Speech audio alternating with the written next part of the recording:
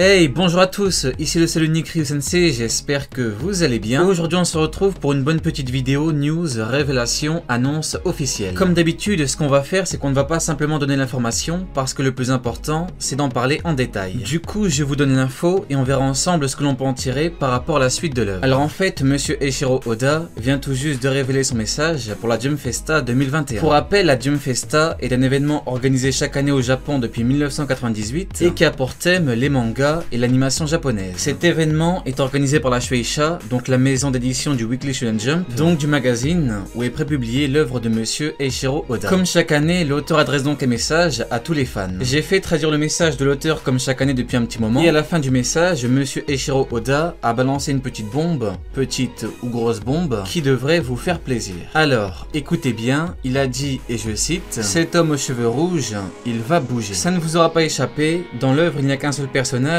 hyper important avec les cheveux rouges. Du coup, ce que l'on va faire aujourd'hui, c'est que l'on va parler de ce qu'il peut et va faire en bougeant l'année prochaine. Et en plus, comme d'habitude, parce que vous me connaissez, j'ai trouvé des One Piece Buy très intéressants qui risquent très fortement de se confirmer plus tard. Posez-vous tranquillement, on n'oublie pas le pouce bleu sous la vidéo pour le soutien. Toujours moins 10% de réduction dans ma boutique Monkey D Store avec le code Mugiwara. 3, 2, 1, c'est parti.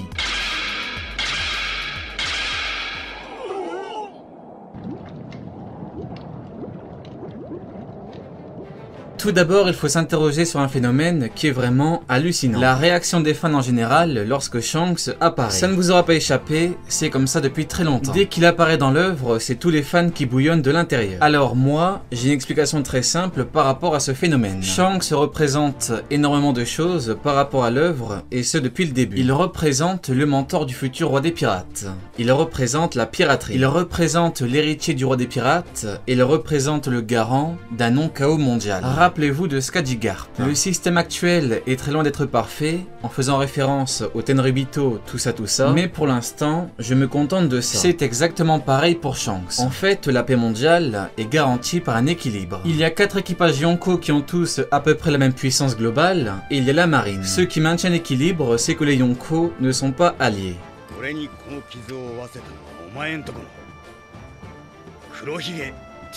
Shanks est un visionnaire. Il avait prévenu Barbe Blanche par rapport à Barbe Noire parce qu'il savait que Barbe Noire avait tout pour se hisser au sommet. L'erreur de Barbe Blanche a été de ne pas l'avoir écouté. Vous connaissez la suite, Barbe Noire a capturé son deuxième commandant, il est devenu Shishibukai, il s'est fait allumer par Magellan, Shiryu l'a sauvé, et pendant la grande bataille de Marineford, il a réussi à voler les pouvoirs de Barbe Blanche. Malheureusement, Shanks est arrivé un peu trop tard, certainement à cause de Kaido qui voulait combattre Barbe Blanche, et une fois qu'il est arrivé, c'était trop tard. Maintenant, bien sûr, on peut se demander pourquoi est-ce que Shanks n'a pas attaqué Barbe Noire. Eh bien, la réponse est simple, parce que Shanks nous la donne directement. Il est venu pour mettre un terme à la bataille. En fait, c'est simple, on ne peut pas venir dire « je mets un terme à la bataille », puis attaquer quelqu'un. Et d'ailleurs, l'équilibre a été parfaitement respecté. Il représente un Yonko en pleine forme, il a mis un coup de pression à tout le monde, et personne n'a osé s'en prendre à lui. Je ne vais pas revenir dessus, mais la marine avait le temps de l'attaquer, et personne ne l'a fait. Même Akainu, qui déteste les pirates, n'a strictement rien fait. Barbe Blanche malade, ok. Shanks en pleine forme, pas ok. Il est venu terminer la bataille, il a mis un coup de pression générale, tout le monde s'est calmé et tout le monde est reparti tranquillement. Le pire pour la marine, c'est qu'elle n'a pas pu exhiber la dépouille de Barbe Blanche et celle du fils du roi des pirates. Ça aurait été une consécration pour la marine, mais il n'en est rien parce que Shanks a empêché ça. Il a donc mis un terme à la bataille et a même posé des conditions. Barbe Blanche et Ace doivent avoir des sépultures qu'ils méritent. Sengoku aurait pu refuser, mais il a accepté. Akainu aurait pu refuser, mais il ne l'a pas fait. La marine a certes mis fin à la vie de Barbe Blanche, même si techniquement c'est plus Barbe Noire qui l'a fait, mais tout comme son grand ami le roi des pirates, Barbe Blanche a dit que le trésor existe. Le roi des pirates n'avait plus beaucoup de temps à vivre et a donné ses derniers instants pour lancer l'âge d'or de la piraterie. Barbe Blanche n'avait plus beaucoup de temps à vivre et a donné ses derniers instants pour lancer une nouvelle ère.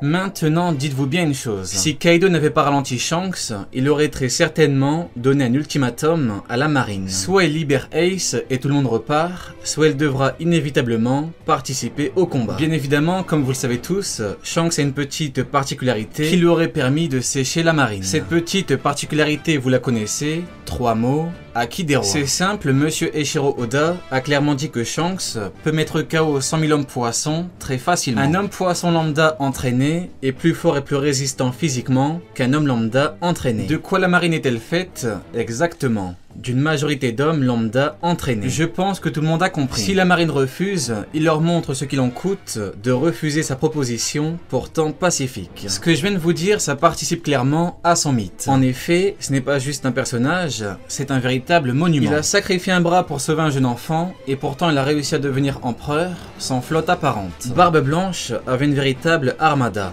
Kaido avait une véritable armada. Shiki avait une véritable armada. Et Big Mom a une véritable armada. Shanks, lui, tout comme le roi des pirates, n'a a priori pas d'armada. Posons-nous les bonnes questions. Comment se fait-il qu'un homme qui n'était qu'épéiste à la base et qui a perdu son bras principal pour le combat à l'épée a pu devenir un Yonko? Ce n'est qu'une question de logique. Il représente beaucoup de choses et bien évidemment, il représente également la puissance. Maintenant, on peut la qualifier de divine, de démoniaque ou que sais-je, ça c'est la forme. Le plus important, c'est le fond. Et d'ailleurs, comme je vous l'ai expliqué dans ma vidéo révélation sur Shanks justement, il a été dit qu'une fois énervé, absolument personne ne peut l'arrêter. Ce sont exactement les mêmes mots qui ont été prononcés à l'égard de son mentor, le roi des pirates.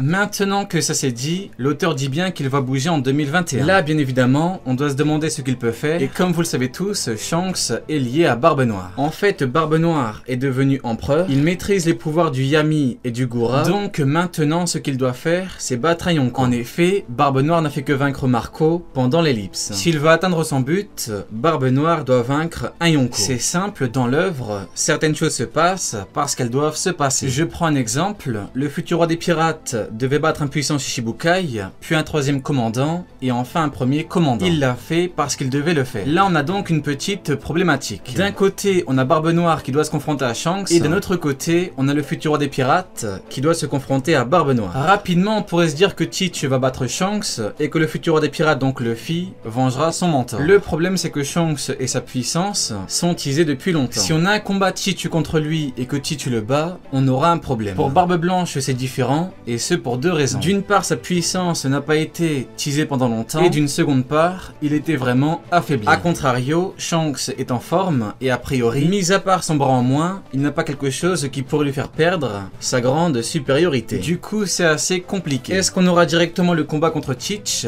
ou alors est-ce qu'il fera d'autres choses entre-temps? 弟子が師匠の目の届かぬ場所で成長する。なかなか気持ちのいいものだ。